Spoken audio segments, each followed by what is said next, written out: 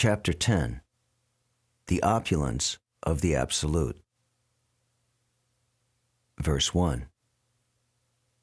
The Supreme Lord said, My dear friend, mighty-armed Arjuna, listen again to my supreme word, which I shall impart to you for your benefit, and which will give you great joy. Purport. The word paramam is explained thus by Parashara Muni. One who is full in 6 opulences, who has full strength, full fame, wealth, knowledge, beauty, and renunciation, is paramam, or the Supreme Personality of Godhead. While Krishna was present on this earth, he displayed all 6 opulences. Therefore, great sages like Parashara Muni have all accepted Krishna as the Supreme Personality of Godhead. Now Krishna is instructing Arjuna in more confidential knowledge of his opulences and his work. Previously, beginning with the 7th chapter, the Lord already explained his different energies and how they are acting. Now in this chapter, he explains his specific opulences to Arjuna. In the previous chapter, he has clearly explained his different energies to establish devotion in firm conviction. Again, in this chapter, he tells Arjuna about his manifestations and various opulences. The more one hears about the Supreme God, the more one becomes fixed in devotional service. One should always hear about the Lord in the association of devotees. That will enhance one's devotional service. Discourses in the society of devotees can take place only among those who are really anxious to be in Krishna consciousness. Others cannot take part in such discourses. The Lord clearly tells Arjuna that because he is very dear to him, for his benefit, such discourses are taking place. Verse 2. Neither the hosts of demigods nor the great sages know my origin, for, in every respect, I am the source of the demigods and the sages. Purport. As stated in the Brahma Samhita, Lord Krishna is the Supreme Lord. No one is greater than him. He is the cause of all causes. Here it is also stated by the Lord personally that he is the cause of all the demigods and sages. Even the demigods and great sages cannot understand Krishna. They can understand neither his name nor his personality. So what is the position of the so-called scholars of this tiny planet? No one can understand why this Supreme God comes to earth as an ordinary human being and executes such commonplace and yet wonderful activities. One should know, then, that scholarship is not the qualification necessary to understand Krishna. Even the demigods and the great sages have tried to understand Krishna by their mental speculation, and they have failed to do so. In the Srimad Bhagavatam also it is clearly said that even the great demigods are not able to understand the Supreme Personality of Godhead. They can speculate to the limits of their imperfect senses and can reach the opposite conclusion of impersonalism, of something not manifested by the 3 qualities of material nature. Or they can imagine something by mental speculation. But it is not possible to understand Krishna by such foolish speculation. Here the Lord indirectly says that if anyone wants to know the absolute truth, here I am present as the Supreme Personality of Godhead. I am the Supreme. One should know this. Although one cannot understand the inconceivable Lord, who is personally present, he nonetheless exists. We can actually understand Krishna, who is eternal, full of bliss and knowledge, simply by studying his words in Bhagavad Gita and Srimad Bhagavatam. The impersonal Brahman can be conceived by persons who are already in the inferior energy of the Lord, but the personality of Godhead cannot be conceived unless one is in the transcendental position. Because most men cannot understand Krishna in his actual situation, out of his causeless mercy, he descends to show favor to such speculators. Yet despite the Supreme Lord's uncommon activities, these speculators, due to contamination in the material energy, still think that the impersonal Brahman is the Supreme. Only the devotees who are fully surrendered unto the Supreme Lord can understand, by the grace of the Supreme Personality, that he is Krishna. The devotees of the Lord do not bother about the impersonal Brahman conception of God. Their faith and devotion bring them to surrender immediately unto the Supreme Lord, and out of the causeless mercy of Krishna, they can understand Krishna. No one else can understand him. So even great sages agree. What is Atma? What is the Supreme? It is he whom we have to worship. Verse 3. He who knows me as the unborn, as the beginningless, as the Supreme Lord of all the worlds, he, undiluted among men, is freed from all sins. Purport. As stated in the 7th chapter, those who are trying to elevate themselves to the platform of spiritual realization are not ordinary men.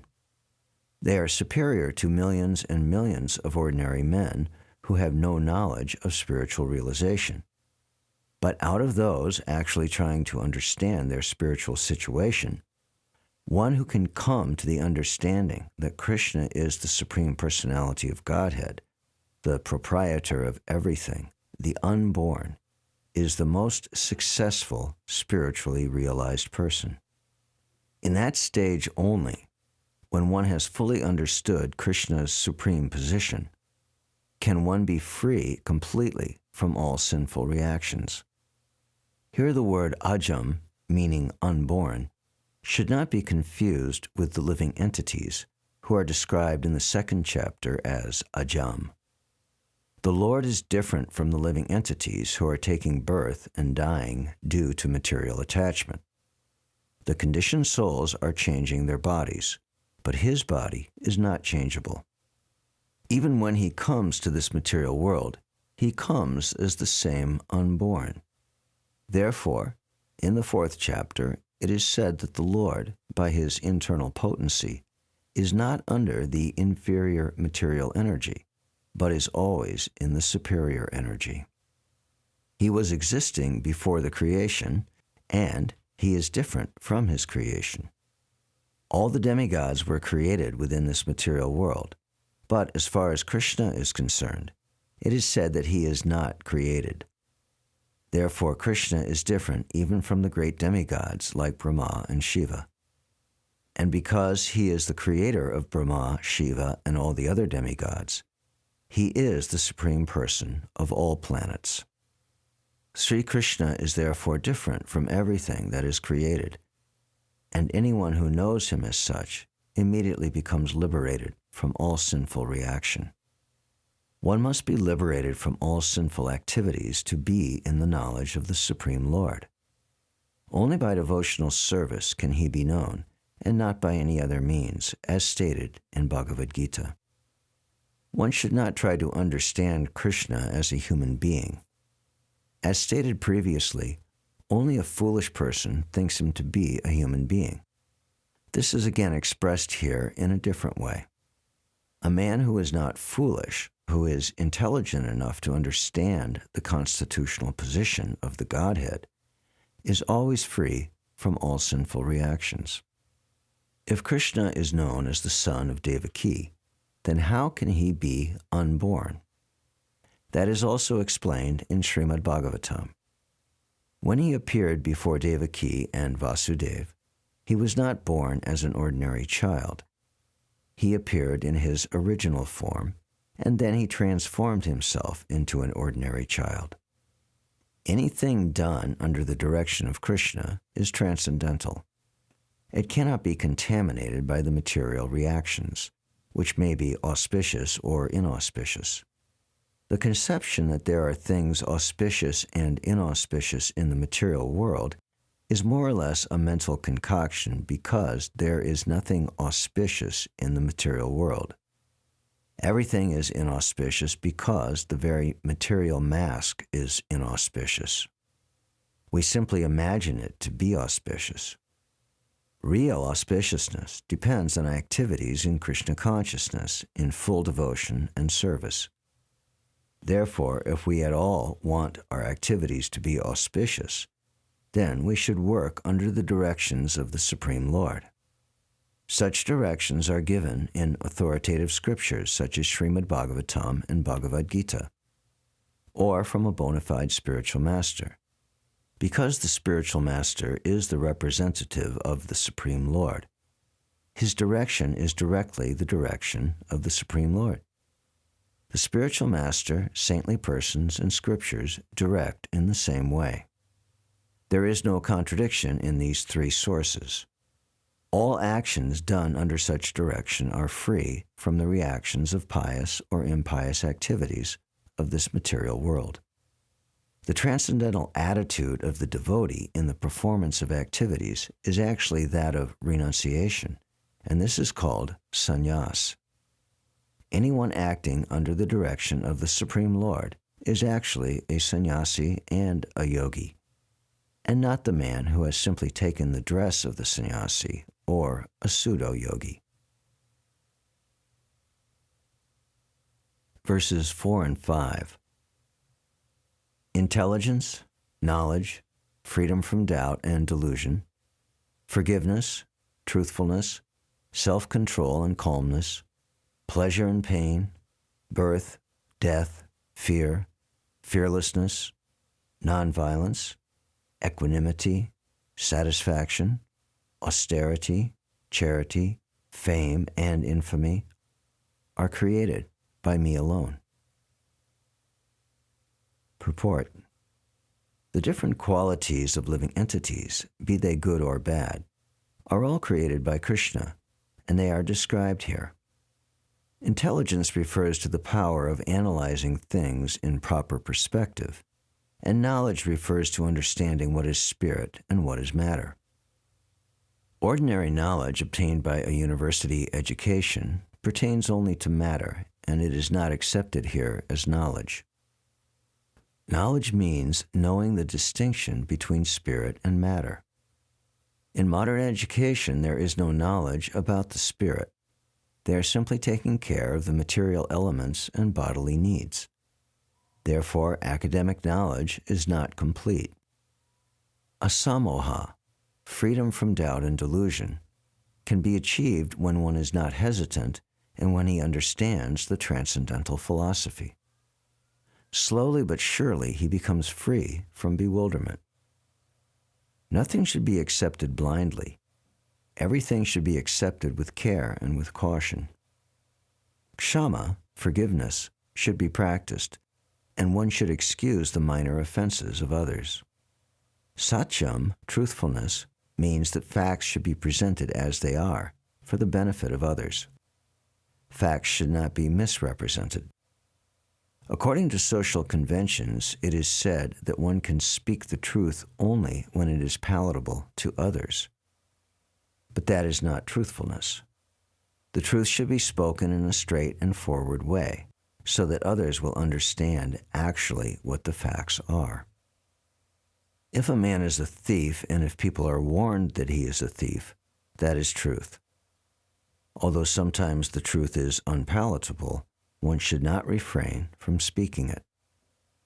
Truthfulness demands that the facts be presented as they are for the benefit of others. That is the definition of truth. Self-control means that the senses should not be used for unnecessary personal enjoyment. There is no prohibition against meeting the proper needs of the senses, but unnecessary sense enjoyment is detrimental for spiritual advancement. Therefore, the senses should be restrained from unnecessary use. Similarly, the mind should not indulge in unnecessary thoughts. That is called shama, or calmness. Nor should one spend one's time pondering over earning money. That is a misuse of the thinking power. The mind should be used to understand the prime necessity of human beings, and that should be presented authoritatively. The power of thought should be developed in association with persons who are authorities in the scriptures, saintly persons and spiritual masters, and those whose thinking is highly developed. Sukham, pleasure or happiness, should always be in that which is favorable for the cultivation of the spiritual knowledge of Krishna consciousness. And similarly, that which is painful or which causes distress is that which is unfavorable for the cultivation of Krishna consciousness. Anything favorable for the development of Krishna consciousness should be accepted, and anything unfavorable should be rejected. Bhava, birth, should be understood to refer to the body. As far as the soul is concerned, there is neither birth nor death. That we have discussed in the beginning of Bhagavad Gita. Birth and death apply to one's embodiment in the material world. Fear is due to worrying about the future. A person in Krishna consciousness has no fear because by his activities he is sure to go back to the spiritual sky, back home, back to Godhead. Therefore, his future is very bright. Others, however, do not know what their future holds. They have no knowledge of what the next life holds. So they are therefore in constant anxiety. If we want to get free from anxiety, then the best course is to understand Krishna and be situated always in Krishna consciousness. In that way, we will be free from all fear. In the Srimad Bhagavatam, it is stated that fear is caused by our absorption in the illusory energy. But those who are free from the illusory energy, those who are confident that they are not the material body, that they are spiritual parts of the Supreme Personality of Godhead, and are therefore engaged in the transcendental service of the Supreme Godhead, have nothing to fear. Their future is very bright. This fear is a condition of persons who are not in Krishna consciousness. Bhayam, fearlessness, is only possible for one in Krishna consciousness. Ahimsa, nonviolence, means that one should not do anything which will put others into misery or confusion. Material activities that are promised by so many politicians, sociologists, philanthropists, etc., do not produce very good results because the politicians and philanthropists have no transcendental vision. They do not know what is actually beneficial for human society. Ahimsa means that people should be trained in such a way that the full utilization of the human body can be achieved. The human body is meant for spiritual realization, so any movement or any commissions which do not further that end commit violence on the human body. That which furthers the future spiritual happiness of the people in general is called nonviolence. Samatha, equanimity, refers to freedom from attachment and aversion. To be very much attached or to be very much detached is not the best. This material world should be accepted without attachment or aversion. Similarly, that which is favorable for prosecuting Krishna consciousness should be accepted. That which is unfavorable should be rejected. That is called samatha, equanimity. A person in Krishna consciousness has nothing to reject and nothing to accept unless it is useful in the prosecution of Krishna consciousness. Tushti, satisfaction, means that one should not be eager to gather more and more material goods by unnecessary activity. One should be satisfied with whatever is obtained by the grace of the Supreme Lord. That is called satisfaction. Tapas means austerity or penance. There are many rules and definitions in the Vedas which apply here, like rising early in the morning and taking a bath. Sometimes it is very troublesome to rise early in the morning, but whatever voluntary trouble one may suffer in this way is called penance.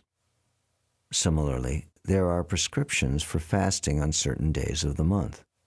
One may not be inclined to practice such fasting, but because of his determination to make advancement in the science of Krishna consciousness, he should accept such bodily troubles, which are recommended.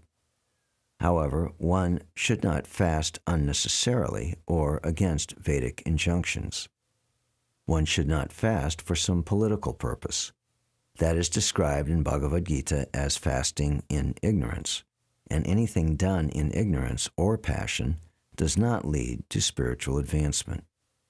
Everything done in the mode of goodness does advance one, however, and fasting done in terms of the Vedic injunctions enriches one in spiritual knowledge.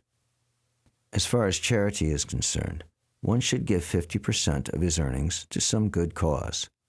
And what is a good cause? It is that which is conducted in terms of Krishna consciousness. That is not only a good cause, but it is the best cause. Because Krishna is good, his cause is also good. Thus, charity should be given to a person who is engaged in Krishna consciousness. According to Vedic literature, it is enjoined that charity should be given to the Brahmins. This practice is still followed, although not very nicely in terms of the Vedic injunction. But still the injunction is that charity should be given to the Brahmins. Why? Because they are engaged in higher cultivation of spiritual knowledge. A Brahmin is supposed to devote his whole life to understanding Brahman. A Brahmajan is one who knows Brahman. He is called a Brahmin. Thus charity is offered to the Brahmins because since they are always engaged in higher spiritual service, they have no time to earn their livelihood. In the Vedic literature, charity is also to be awarded to the renouncer of life, the sannyasi. The sannyasis beg from door to door, not for money, but for missionary purposes. The system is that they go from door to door to awaken the householders from the slumber of ignorance.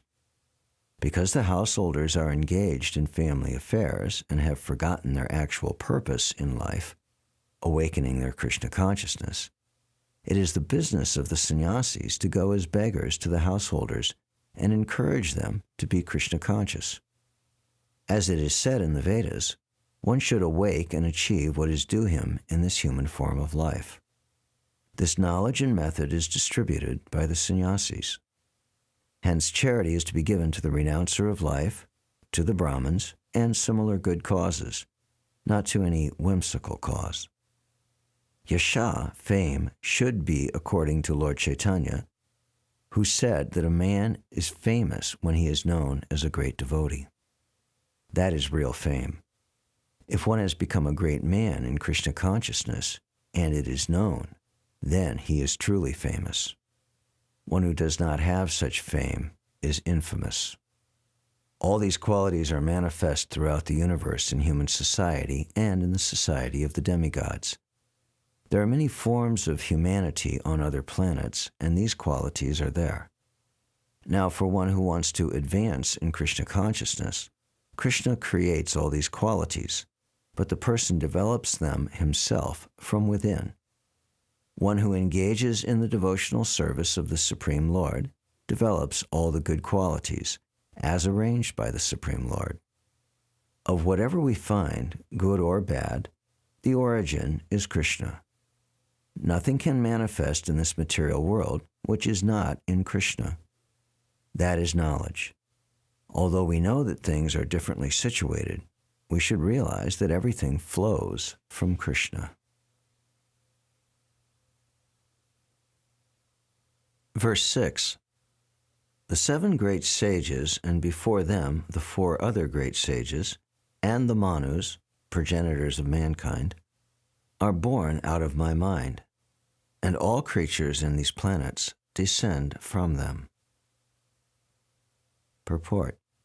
The Lord is giving a genealogical synopsis of the universal population. Brahma is the original creature born out of the energy of the Supreme Lord, known as Hiranyagarbha.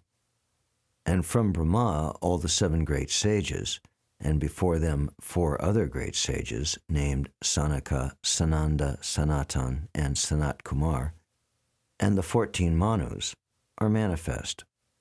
All these 25 great sages are known as the patriarchs of the living entities all over the universe. There are innumerable universes and innumerable planets within each universe, and each planet is full of population of different varieties. All of them are born of these 25 patriarchs. Brahma underwent penance for 1,000 years of the demigods before he realized by the grace of Krishna how to create. Then from Brahma, Sanaka, Sananda, Sanatan, and Sanat Kumar came out, then Rudra, and then the 7 sages, and in this way all the Brahmins and Kshatriyas are born out of the energy of the Supreme Personality of Godhead. Brahma is known as Pitamaha, the grandfather, and Krishna is known as the Prapita Maha, the father of the grandfather. That is stated in the 11th chapter of the Bhagavad Gita. Verse 7. He who knows in truth this glory and power of mine engages in unalloyed devotional service. Of this there is no doubt. Purport. The highest summit of spiritual perfection is knowledge of the Supreme Personality of Godhead. Unless one is firmly convinced of the different opulences of the Supreme Lord, he cannot engage in devotional service. Generally, people know that God is great, but they do not know in detail how God is great. Here are the details. If one knows factually how God is great, then naturally he becomes a surrendered soul and engages himself in the devotional service of the Lord. When one factually knows the opulences of the Supreme, there is no alternative but to surrender to him. This factual knowledge can be known from the descriptions in Srimad Bhagavatam and Bhagavad Gita and similar literatures. In the administration of this universe, there are many demigods distributed throughout the planetary system, and the chief of them are Brahma, Lord Shiva, and the 4 great Kumaras and other patriarchs. There are many forefathers of the population of the universe, and all of them are born of the Supreme Lord Krishna. The Supreme Personality of Godhead, Krishna, is the original forefather of all forefathers. These are some of the opulences of the Supreme Lord. When one is firmly convinced of them, he accepts Krishna with great faith and without any doubt, and he engages in devotional service.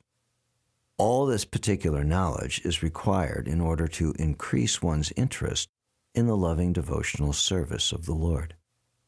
One should not neglect to understand fully how great Krishna is, for by knowing the greatness of Krishna, one will be able to be fixed in sincere devotional service. Verse 8. I am the source of all spiritual and material worlds. Everything emanates from me. The wise who know this perfectly engage in my devotional service and worship me with all their hearts. Purport. A learned scholar who has studied the Vedas perfectly and has information from authorities like Lord Chaitanya, and who knows how to apply these teachings, can understand that Krishna is the origin of everything in both the material and spiritual worlds, and because he knows this perfectly, he becomes firmly fixed in the devotional service of the Supreme Lord. He can never be deviated by any amount of nonsensical commentaries or by fools. All Vedic literature agrees that Krishna is the source of Brahma, Shiva, and all other demigods. In the Atharva Veda it is said, Yo Brahmanam Vidadhati Purvam Yo Vai Vedamscha Gapayati Sma Krishna. It was Krishna who in the beginning instructed Brahma in Vedic knowledge, and who disseminated Vedic knowledge in the past.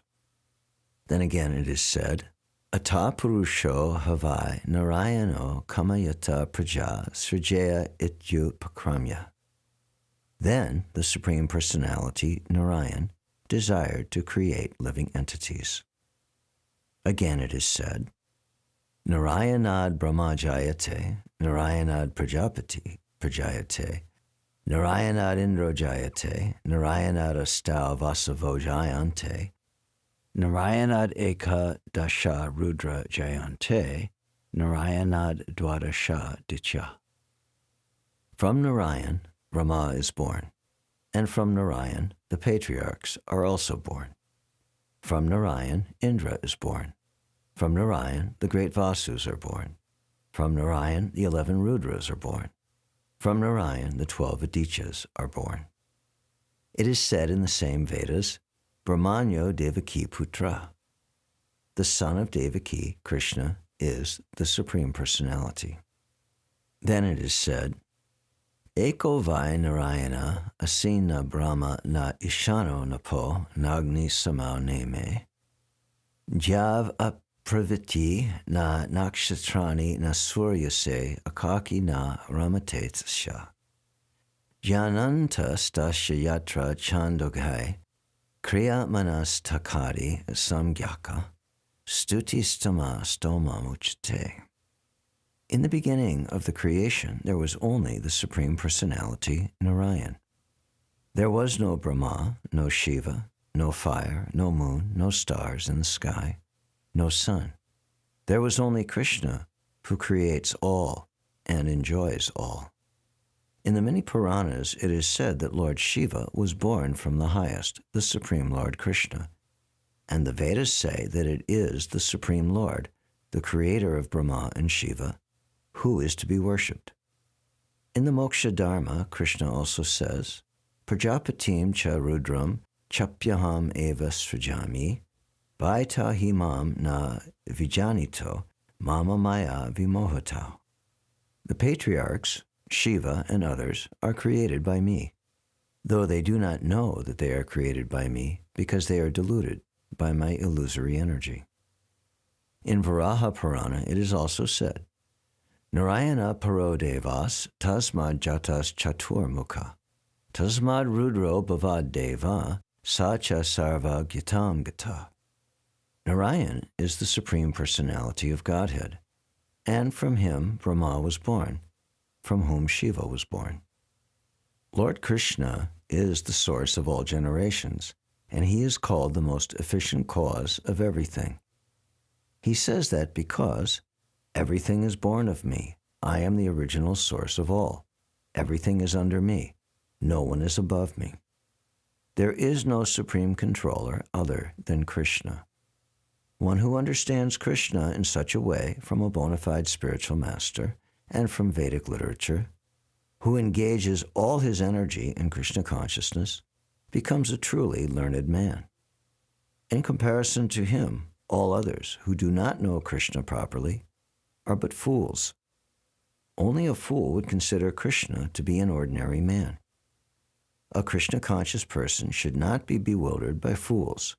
He should avoid all unauthorized commentaries and interpretations on Bhagavad Gita and proceed in Krishna consciousness with determination and firmness. Verse 9. The thoughts of my pure devotees dwell in me. Their lives are surrendered to me, and they derive great satisfaction and bliss, enlightening one another and conversing about me. Purport. Pure devotees, whose characteristics are mentioned here, engage themselves fully in the transcendental loving service of the Lord.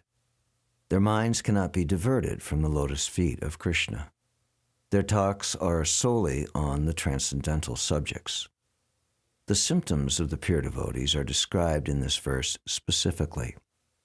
Devotees of the Supreme Lord are 24 hours daily engaged in glorifying the pastimes of the Supreme Lord.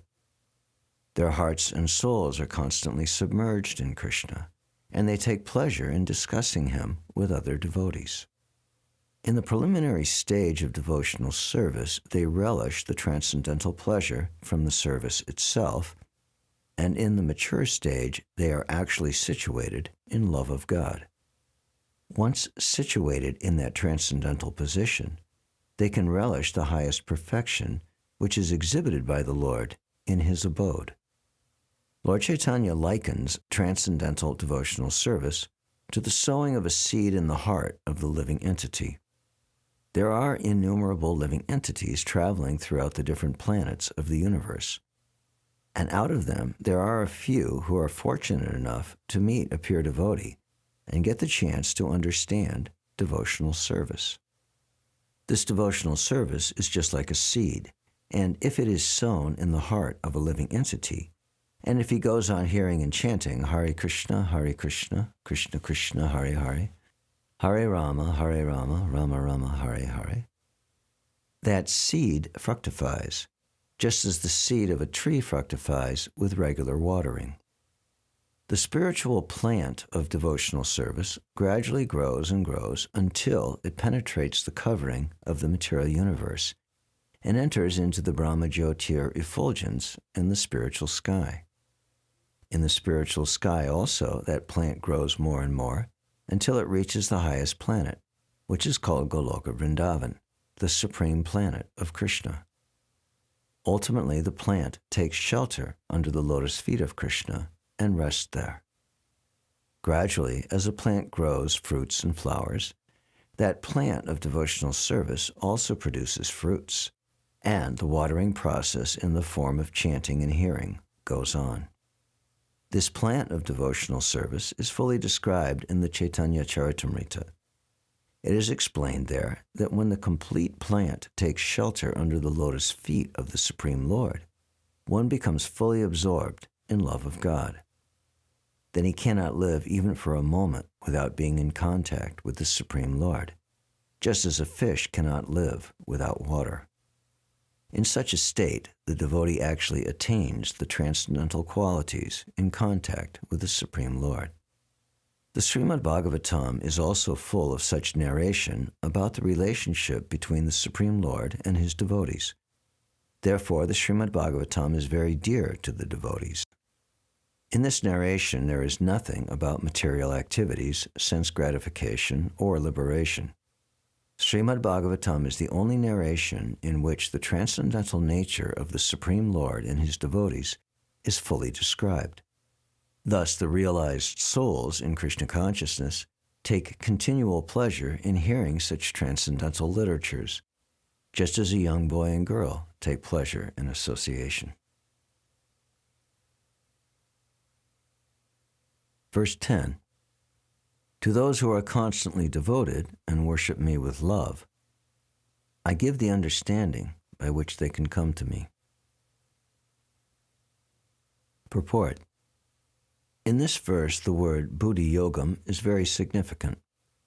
We may remember that in the second chapter, the Lord, instructing Arjuna, said that he had spoken to him of many things and that he would instruct him in the way of buddhi yoga. Now, buddhi yoga is explained. Buddhi yogam itself is action in Krishna consciousness. That is the highest intelligence. Buddhi means intelligence, and yogam means mystic activities or mystic elevation. When one tries to go back home, back to Godhead, and takes fully to Krishna consciousness in devotional service, his action is called buddhi yogam. In other words, buddhi yogam is the process by which one gets out of the entanglement of this material world. The ultimate goal of progress is Krishna. People do not know this. Therefore, the association of devotees and a bona fide spiritual master are important. One should know that the goal is Krishna, and when the goal is assigned, then the path is slowly but progressively traversed, and the ultimate goal is achieved. When a person knows the goal of life but is addicted to the fruits of activities, he is acting in karma yoga. When he knows that the goal is Krishna but he takes pleasure in mental speculations to understand Krishna, he is acting in jnana yoga. And when he knows the goal and seeks Krishna completely in Krishna consciousness and devotional service, he is acting in bhakti yoga or buddhi yoga, which is the complete yoga. This complete yoga is the highest perfectional stage of life. A person may have a bona fide spiritual master and may be attached to a spiritual organization, but still, if he is not intelligent enough to make progress, then Krishna from within gives him instructions so that he may ultimately come to him without difficulty. The qualification is that a person always engage himself in Krishna consciousness and with love and devotion render all kinds of services. He should perform some sort of work for Krishna, and that work should be with love. If a devotee is intelligent enough, he will make progress on the path of self-realization. If one is sincere and devoted to the activities of devotional service, the Lord gives him a chance to make progress and ultimately attain to him. Verse 11. Out of compassion for them, I, dwelling in their hearts, destroy with the shining lamp of knowledge the darkness born of ignorance. Purport. When Lord Chaitanya was in Benares, promulgating the chanting of Hare Krishna, Krishna Krishna, Hare Hare, Hare Rama, Rama Rama, Hare Hare, thousands of people were following him. Prakashananda, a very influential and learned scholar in Benares at that time, derided Lord Chaitanya for being a sentimentalist. Sometimes philosophers criticize the devotees because they think that most of the devotees are in the darkness of ignorance and are philosophically naive sentimentalists. Actually, this is not the fact. There are very, very learned scholars who have put forward the philosophy of devotion. But even if a devotee does not take advantage of their literatures or of his spiritual master, if he is sincere in his devotional service, he is helped by Krishna himself within his heart. So the sincere devotee engaged in Krishna consciousness cannot be without knowledge. The only qualification is that one carry out devotional service in full Krishna consciousness. The modern philosophers think that without discriminating, one cannot have pure knowledge. For them, this answer is given by the Supreme Lord. Those who are engaged in pure devotional service, even though they be without sufficient education and even without sufficient knowledge of the Vedic principles, are still helped by the Supreme God, as stated in this verse. The Lord tells Arjuna that basically there is no possibility of understanding the supreme truth, the absolute truth, the supreme personality of Godhead, simply by speculating. For the supreme truth is so great that it is not possible to understand him or to achieve him simply by making a mental effort. Man can go on speculating for several millions of years, and if he is not devoted, if he is not a lover of the supreme truth, he will never understand Krishna or the supreme truth. Only by devotional service is the supreme truth, Krishna, pleased, and by his inconceivable energy, he can reveal himself to the heart of the pure devotee. The pure devotee always has Krishna within his heart. Therefore, he is just like the sun that dissipates the darkness of ignorance. This is the special mercy rendered to the pure devotee by Krishna. Due to the contamination of material association through many, many millions of births, one's heart is always covered with the dust of materialism. But when one engages in devotional service and constantly chants Hare Krishna, the dust quickly clears, and one is elevated to the platform of pure knowledge. The ultimate goal of Vishnu can be attained only by this chant and by devotional service, and not by mental speculation or argument. The pure devotee does not have to worry about the necessities of life. He need not be anxious because when he removes the darkness from his heart, everything is provided automatically by the Supreme Lord, for he is pleased by the loving devotional service of the devotee. This is the essence of the Gita's teachings. By studying Bhagavad Gita, one can become a completely surrendered soul to the Supreme Lord and engage himself in pure devotional service. As the Lord takes charge, one becomes completely free from all kinds of materialistic endeavors. Verses 12 and 13. Arjuna said, "You are the Supreme Brahman, the ultimate, the supreme abode and purifier, the absolute truth, and the eternal divine person. You are the primal God, transcendental and original, and you are the unborn and all-pervading beauty. All the great sages such as Narada, Asita, Devala, and Vyas proclaim this of you, and now you yourself are declaring it to me." Purport. In these two verses, the Supreme Lord gives a chance to the modern philosopher, for here it is clear that the Supreme is different from the individual soul. Arjuna, after hearing the essential 4 verses of Bhagavad Gita in this chapter, became completely free from all doubts and accepted Krishna as the Supreme Personality of Godhead. He at once boldly declares, "You are Param Brahma, the Supreme Personality of Godhead." And previously Krishna states that he is the originator of everything and everyone. Every demigod and every human being is dependent on him. Men and demigods, out of ignorance, think that they are absolute and independent of the Supreme Lord Krishna. That ignorance is removed perfectly by the discharge of devotional service. This is already explained in the previous verse by the Lord. Now by his grace, Arjuna is accepting him as the supreme truth, in concordance with the Vedic injunction. It is not because Krishna is an intimate friend of Arjuna that he is flattering him by calling him the Supreme Personality of Godhead, the Absolute Truth.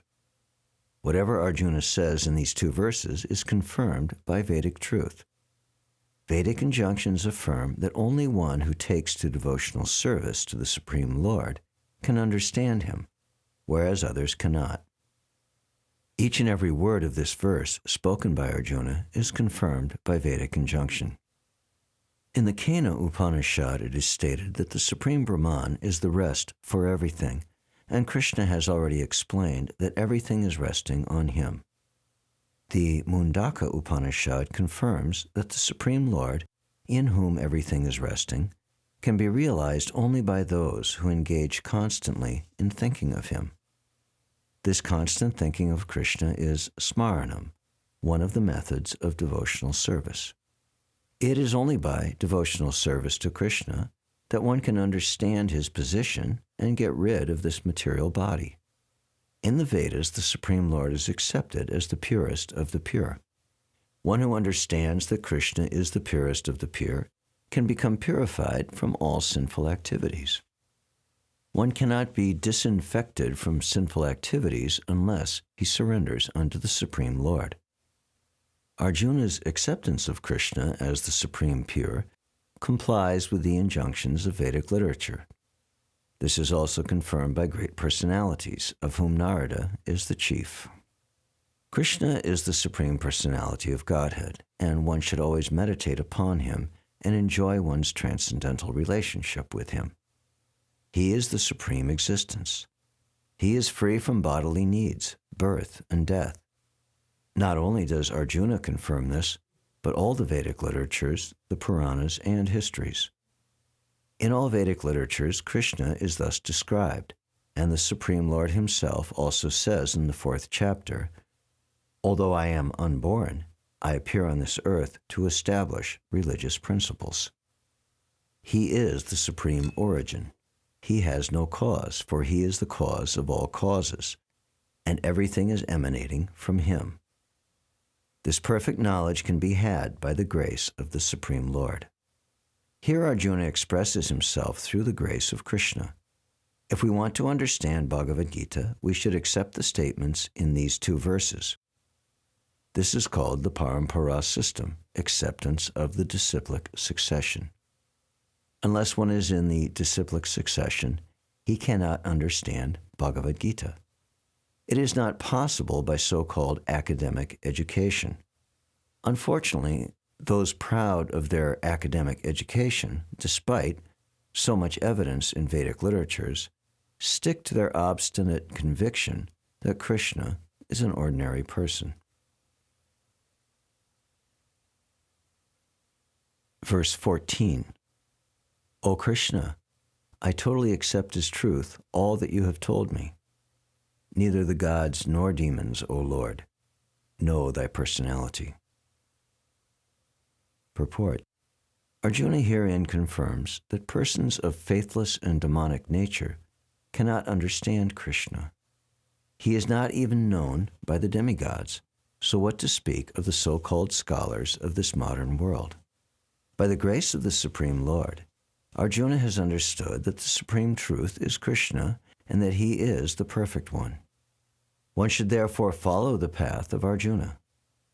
He received the authority of Bhagavad Gita. As described in the 4th chapter, the Parampara system of disciplic succession for the understanding of Bhagavad Gita was lost, and therefore Krishna re-established that disciplic succession with Arjuna because he considered Arjuna his intimate friend and a great devotee. Therefore, as stated in our introduction to Gita-upanishad, Bhagavad Gita should be understood in the Parampara system. When the Parampara system was lost, Arjuna was again selected to rejuvenate it. The acceptance of Arjuna of all that Krishna says should be emulated. Then we can understand the essence of Bhagavad Gita, and then only can we understand that Krishna is the Supreme Personality of Godhead. Verse 15. Indeed, you alone know yourself by your own potencies, O origin of all, Lord of all beings, God of gods, O Supreme Person, Lord of the universe. Purport. The Supreme Lord Krishna can be known by persons who are in a relationship with him through the discharge of devotional service, like Arjuna and his successors. Persons of demonic or atheistic mentality cannot know Krishna. Mental speculation that leads one away from the Supreme Lord is a serious sin, and one who does not know Krishna should not try to comment on Bhagavad Gita. Bhagavad Gita is the statement of Krishna, and since it is the science of Krishna, it should be understood from Krishna as Arjuna understood it. It should not be received from atheistic persons. The supreme truth is realized in 3 aspects, as impersonal Brahman, localized Paramatma, and at last as the Supreme Personality of Godhead. So at the last stage of understanding the absolute truth, one comes to the Supreme Personality of Godhead. A liberated man and even a common man may realize impersonal Brahman or localized Paramatma, yet they may not understand God's personality from the verses of Bhagavad Gita, which are being spoken by this person, Krishna. Sometimes the impersonalists accept Krishna as Bhagavan, or they accept his authority.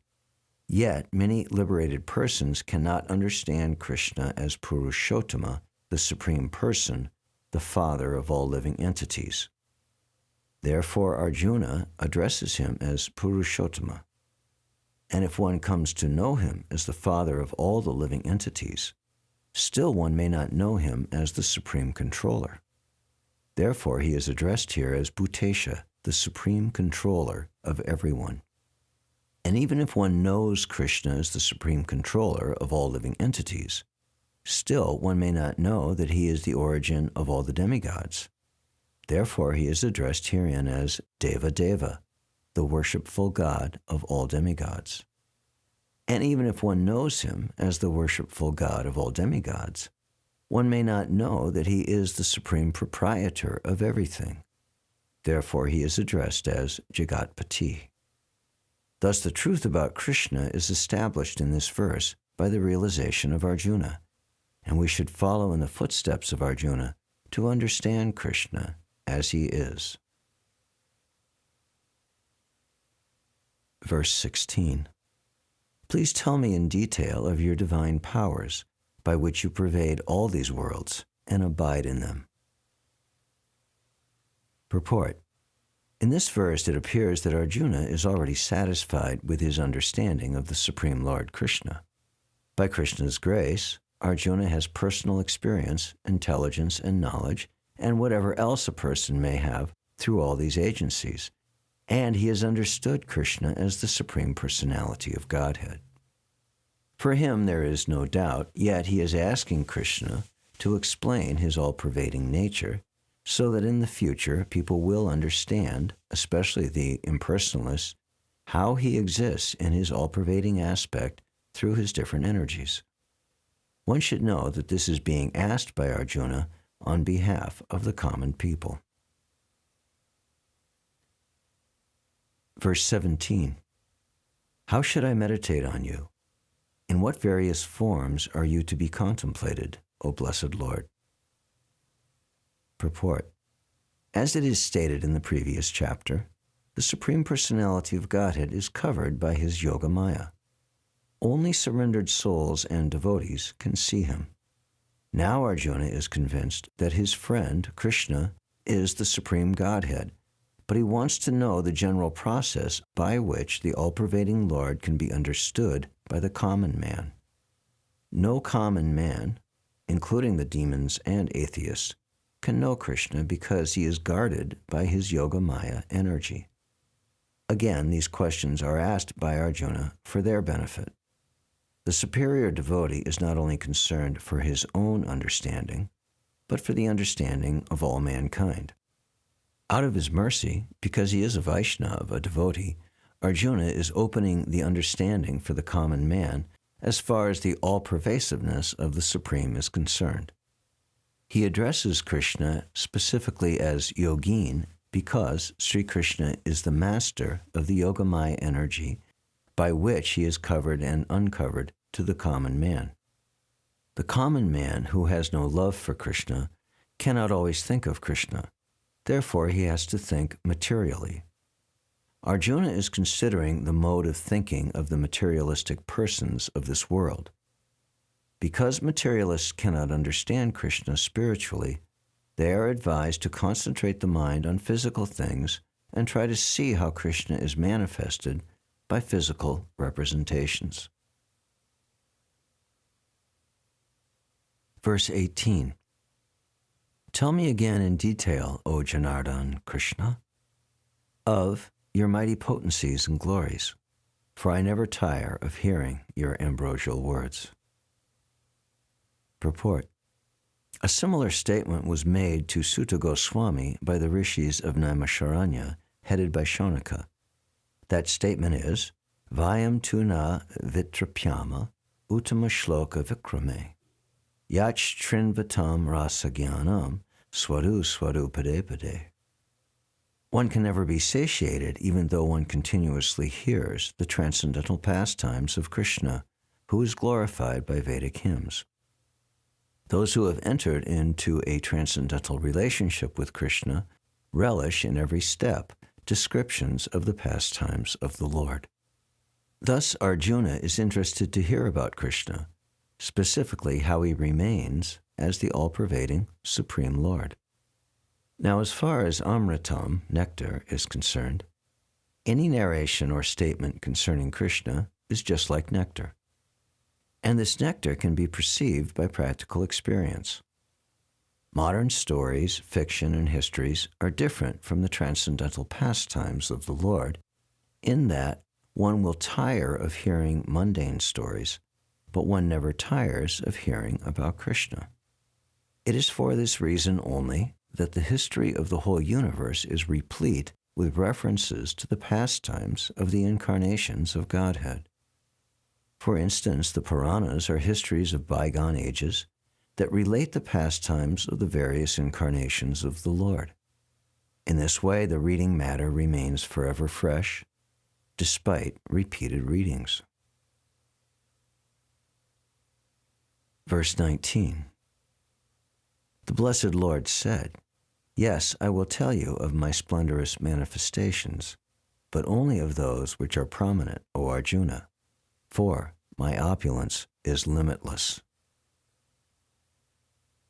Purport. It is not possible to comprehend the greatness of Krishna and his opulences. The senses of the individual soul are imperfect and do not permit him to understand the totality of Krishna's affairs. Still, the devotees try to understand Krishna, but not on the principle that they will be able to understand Krishna fully at any specific time or in any state of life. Rather, the very topics of Krishna are so relishable that they appear to them as nectar. Thus they enjoy them. In discussing Krishna's opulences and his diverse energies, the pure devotees take transcendental pleasure. Therefore, they want to hear and discuss them. Krishna knows that living entities do not understand the extent of his opulences. He therefore agrees to state only the principal manifestations of his different energies. The word pradanyata, or principle, is very important because we can understand only a few of the principal details of the Supreme Lord, for his features are unlimited. It is not possible to understand them all. And vibhuti, as used in this verse, refers to the opulences by which he controls the whole manifestation. In the Amara Kosh dictionary, it is stated that vibhuti indicates an exceptional opulence. The impersonalist or the pantheist cannot understand the exceptional opulences of the Supreme Lord, nor the manifestations of his divine energy.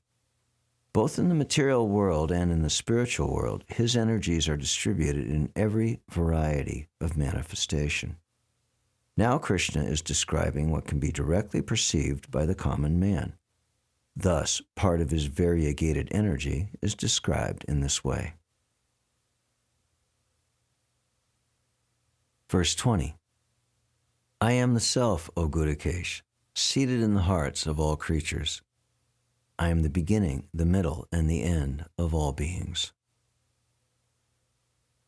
Purport. In this verse, Arjuna is addressed as Gudakesh, which means one who has conquered the darkness of sleep. For those who are sleeping in the darkness of ignorance, it is not possible to understand how the Supreme Godhead manifests himself in the material and spiritual worlds. Thus, this address by Krishna to Arjuna is significant. Because Arjuna is above such darkness, the personality of Godhead agrees to describe his various opulences.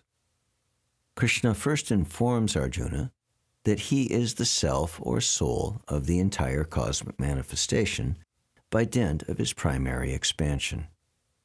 Before the material creation, the Supreme Lord, by his plenary expansion, accepts the Purusha incarnations, and from him everything begins. Therefore, he is Atma, the soul of the Mahatattva, the universal elements. The total material energy is not the cause of the creation, but actually the Mahavishnu enters into the Mahatattva, the total material energy. He is the soul. When Mahavishnu enters into the manifested universes, he again manifests himself as the Supersoul in each and every entity. We have experienced that the personal body of the living entity exists due to the presence of the spiritual spark. Without the existence of the spiritual spark, the body cannot develop. Similarly, the material manifestation cannot develop unless the Supreme Soul of Krishna enters. The Supreme Personality of Godhead is existing as the Supersoul in all manifested universes. A description of the three Purusha avatars is given in Srimad Bhagavatam. The Supreme Personality of Godhead manifests three features as Karanadakshay Vishnu, Garbhodakshay Vishnu, and Kshirodakshay Vishnu in this material manifestation. The Supreme Lord Krishna, the cause of all causes, lies down in the cosmic ocean as Mahavishnu or Karanadakshay Vishnu, and therefore Krishna is the beginning of this universe, the maintainer of the universal manifestation, and the end of all the energy. Verse 21. Of the Adityas I am Vishnu, of lights I am the radiant sun. I am Marichi of the Maruts, and among the stars I am the moon. Purport. There are 12 Adityas, of which Krishna is the principal. And among all the luminaries twinkling in the sky, the sun is the chief. And in the Brahma Samhita, the sun is accepted as the glowing effulgence of the Supreme Lord, and is considered to be one of his eyes. Marichi is the controlling deity of the heavenly spaces. Among the stars, the moon is most prominent at night, and thus the moon represents Krishna. Verse 22. Of the Vedas I am the Samaveda. Of the demigods I am Indra. Of the senses I am the mind.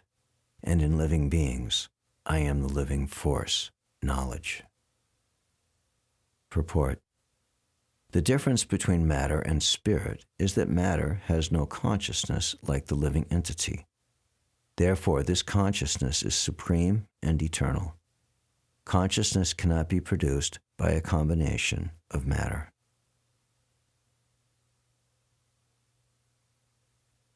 Verse 23. Of all the Rudras, I am Lord Shiva. Of the Yakshas and Rakshasas, I am the Lord of Wealth, Kuvera. Of the Vasus, I am Fire, Agni. And of the mountains, I am Meru. Purport. There are 11 Rudras, of whom Shankara, Lord Shiva, is predominant. He is the incarnation of the Supreme Lord in charge of the modes of ignorance in the universe. Among the demigods, Kuvera is the chief treasurer, and he is a representation of the Supreme Lord. Meru is a mountain famed for its rich natural resources. Verse 24. Of priests, O Arjuna, know me to be the chief, Brahaspati, the Lord of devotion. Of generals, I am Skanda, the Lord of war, and of bodies of water, I am the ocean. Purport. Indra is the chief demigod of the heavenly planets and is known as the king of the heavens. The planet in which he reigns is called Indraloka. Brahaspati is Indra's priest, and since Indra is the chief of all kings, Brahaspati is the chief of all priests. And as Indra is the chief of all kings, similarly Skanda, the son of Parvati and Lord Shiva, is the chief of all military commanders. And of all bodies of water, the ocean is the greatest. These representations of Krishna only give hints of his greatness.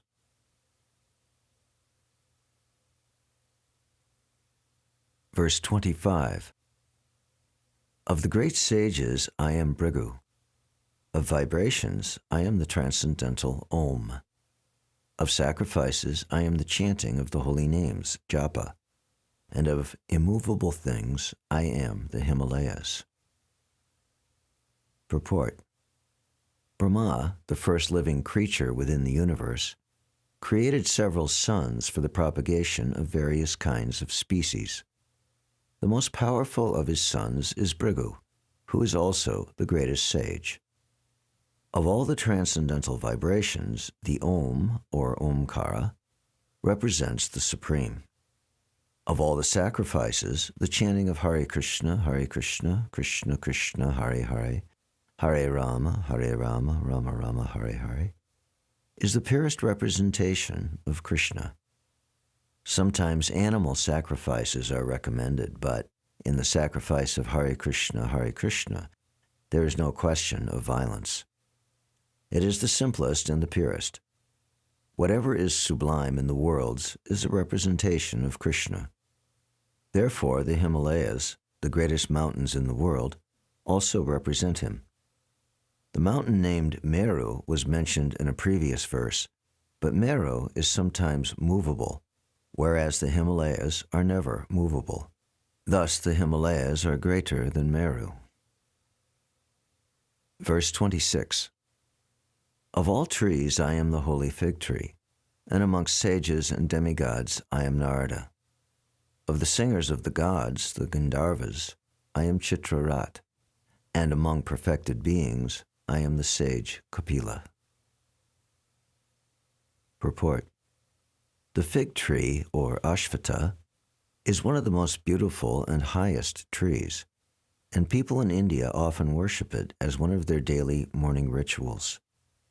Amongst the demigods, they also worship Narada, who is considered the greatest devotee in the universe. Thus he is the representation of Krishna as a devotee. The Gandharva planet is filled with entities who sing beautifully, and among them the best singer is Chitrarat.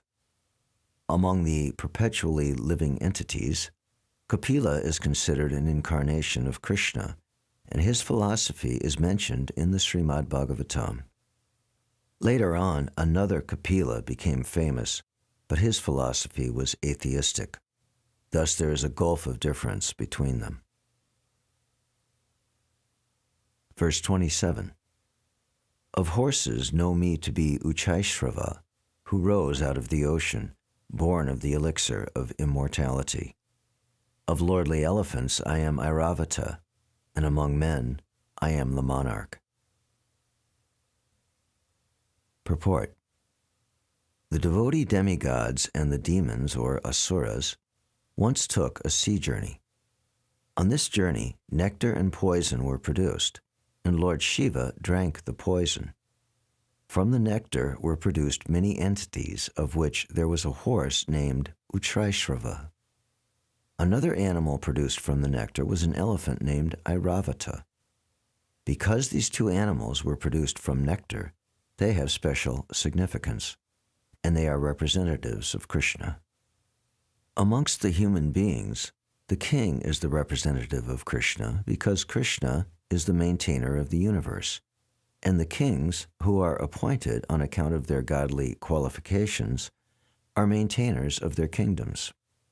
Kings like Maharaj Yudhisthira, Maharaj Parikshit, and Lord Ram were all highly righteous kings who always thought of the citizens' welfare. In Vedic literature, the king is considered to be the representative of God. In this age, however, with the corruption of the principles of religion, monarchy decayed and is now finally abolished. It is to be understood that in the past, however, people were more happy under righteous kings. Verse 28. Of weapons I am the thunderbolt. Among cows I am the surabhi, givers of abundant milk. Of procreators I am Kandarpa, the god of love. And of serpents I am Vasuki, the chief. Purport. The thunderbolt, indeed a mighty weapon, represents Krishna's power. In Krishnaloka, in the spiritual sky, there are cows which can be milked at any time, and they give as much milk as one likes. Of course, such cows do not exist in this material world, but there is mention of them in Krishnaloka. The Lord keeps many such cows, which are called surabhi. It is stated that the Lord is engaged in herding the surabhi cows. Kandarpa is the sex desire for presenting good sons. Therefore, Kandarpa is the representative of Krishna. Sometimes sex is engaged in only for sense gratification. Such sex does not represent Krishna. But sex for the generation of good children is called Kandarpa and represents Krishna. Verse 29. Of the celestial Naga snakes, I am Ananta. Of the aquatic deities, I am Varuna. Of departed ancestors, I am Aryama. And among the dispensers of law, I am Yama, Lord of Death. Purport. Among the many celestial Naga serpents, Ananta is the greatest, as is Varuna among the aquatics. They both represent Krishna. There is also a planet of trees presided over by Aryama, who represents Krishna. There are many living entities who give punishment to the miscreants, and among them Yama is the chief. Yama is situated in a planet near this earthly planet, and after death, those who are very sinful are taken there, and Yama arranges different kinds of punishments for them. Verse 30. Among the Daitya demons, I am the devoted Prahlad. Among subduers, I am Time. Among the beasts, I am the lion. And among birds, I am Garuda, the feathered carrier of Vishnu. Purport. Diti and Aditi are two sisters. The sons of Aditi are called Adityas, and the sons of Diti are called Daityas. All the Adityas are devotees of the Lord, and all the Daityas are atheistic. Although Prahlad was born in the family of the Daityas, he was a great devotee from his childhood. Because of his devotional service and godly nature, he is considered to be a representative of Krishna. There are many subduing principles, but time wears down all things in the material universe, and so represents Krishna. Of the many animals, the lion is the most powerful and ferocious, and of the million varieties of birds, Garuda, the bearer of Lord Vishnu, is the greatest. Verse 31. Of purifiers I am the wind. Of the wielders of weapons I am Rama. Of fishes I am the shark, and of flowing rivers I am the Ganges. Purport. Of all the aquatics, the shark is one of the biggest and is certainly the most dangerous to man. Thus the shark represents Krishna. And of rivers, the greatest in India is the Mother Ganges. Lord Ramachandra of the Ramayana, an incarnation of Krishna, is the mightiest of warriors. Verse 32. Of all creations I am the beginning and the end, and also the middle, O Arjuna. Of all sciences I am the spiritual science of the self, and among logicians I am the conclusive truth. Purport. Among created manifestations, the total material elements are first created by Mahavishnu and are annihilated by Lord Shiva. Brahma is the secondary creator. All these created elements are different incarnations of the material qualities of the Supreme Lord. Therefore, he is the beginning, the middle, and the end of all creation. Regarding the spiritual science of the self, there are many literatures, such as the four Vedas, the Vedanta Sutra and the Puranas, the Srimad Bhagavatam, and the Gita. These are all representatives of Krishna. Among logicians, there are different stages of argument. The presentation of evidence is called japa. The attempt to defeat one another is called vitanda, and the final conclusion is called bhada. The conclusive truth, the end of all reasoning processes, is Krishna. Verse 33.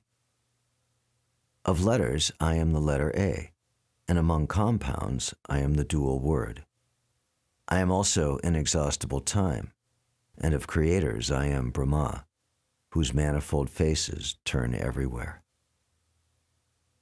Purport. Akara, the first letter of the Sanskrit alphabet, is the beginning of the Vedic literature. Without Akara, nothing can be sounded. Therefore, it is the beginning of sound. In Sanskrit, there are also many compound words, of which the dual word, like Rama Krishna, is called dvandva. For instance, Rama and Krishna have the same rhythm and therefore are called dual. Among all kinds of killers, time is the ultimate because time kills everything. Time is the representative of Krishna because in due course of time, there will be a great fire and everything will be annihilated.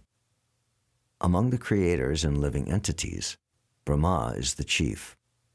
The various Brahmas exhibit 4, 8, 16, etc. heads accordingly, and they are the chief creators in their respective universes. The Brahmas are representatives of Krishna. Verse 34. I am all-devouring death, and I am the generator of all things yet to be.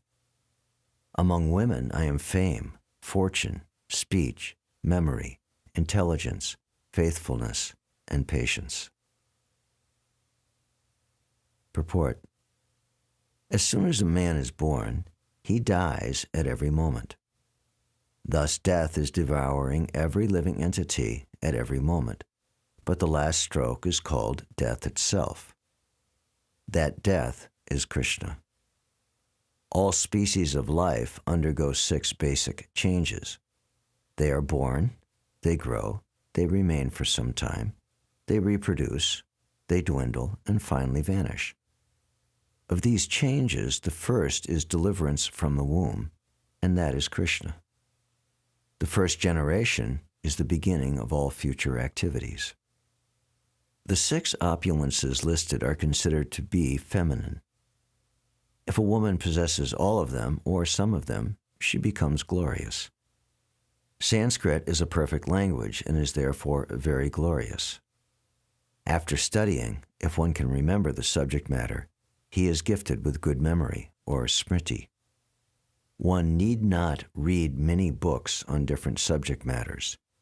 The ability to remember a few and quote them when necessary is also another opulence. Verse 35. Of hymns I am the Brihat Sama, sung to the Lord Indra, and of poetry I am the Gayatri verse, sung daily by Brahmins. Of months I am November and December, and of seasons I am the flower-bearing spring. Purport. It has already been explained by the Lord that amongst all the Vedas, the Sama Veda is rich with beautiful songs played by the various demigods. One of these songs is the Brihat Sama, which has an exquisite melody and is sung at midnight. In Sanskrit, there are different rules that regulate poetry. Rhyme and meter are not written whimsically, as in much modern poetry. Amongst the regulated poetry, the Gayatri mantra, which is chanted by the duly qualified Brahmins, is the most prominent. The Gayatri mantra is mentioned in the Srimad Bhagavatam. Because the Gayatri mantra is especially meant for God realization, it represents the Supreme Lord. This mantra is meant for spiritually advanced people, and when one attains success in chanting it, he can enter into the transcendental position of the Lord.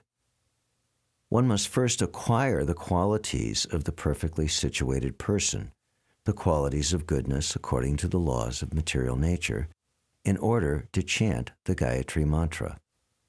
The Gayatri mantra is very important in Vedic civilization and is considered to be the sound incarnation of Brahman.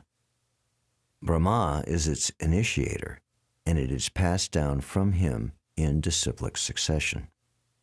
The months of November and December are considered the best of all months because in India, grains are collected from the fields at this time, and the people become very happy. Of course, spring is a season universally liked because it is neither too hot nor too cold, and the flowers and trees blossom and flourish. In spring, there are also many ceremonies commemorating Krishna's pastimes. Therefore, this is considered to be the most joyful of all seasons, and it is the representative of the Supreme Lord Krishna. Verse 36. I am also the gambling of cheats, and of the splendid I am the splendor. I am victory, I am adventure, and I am the strength of the strong. Purport. There are many kinds of cheaters all over the universe. Of all cheating processes, gambling stands supreme and therefore represents Krishna. As the Supreme, Krishna can be more deceitful than any mere man. If Krishna chooses to deceive a person, no one can surpass him in his deceit. His greatness is not simply one-sided, it is all-sided. Among the victorious, he is victory. He is the splendor of the splendid. Among enterprising industrialists, he is the most enterprising. Among adventurers, he is the most adventurous. And among the strong, he is the strongest. When Krishna was present on earth, no one could surpass him in strength. Even in his childhood, he lifted Govardhan Hill. No one can surpass him in cheating. No one can surpass him in splendor. No one can surpass him in victory. No one can surpass him in enterprise. And no one can surpass him in strength. Verse 37. Of the descendants of Vrishni, I am Vasudeva, and of the Pandavas, I am Arjuna. Of the sages, I am Vyas, and among great thinkers, I am Ushana. Purport. Krishna is the original Supreme Personality of Godhead, and Vasudeva is the immediate expansion of Krishna. Both Lord Krishna and Baladev appear as the sons of Vasudeva. Amongst the sons of Pandu, Arjuna is famous and valiant. Indeed, he is the best of men and therefore represents Krishna. Among the Munis or learned men conversant in Vedic knowledge, Vyasa is the greatest because he explained Vedic knowledge in many different ways for the understanding of the common mass of people in this age of Kali. And Vyasa is also known as an incarnation of Krishna. Therefore, Vyasa also represents Krishna. Kavis are those who are capable of thinking thoroughly on any subject matter. Among the Kavis, Ushana was the spiritual master of the demons. He was extremely intelligent, far-seeing, political, and spiritual in every way. Thus, Ushana is another representative of the opulence of Krishna.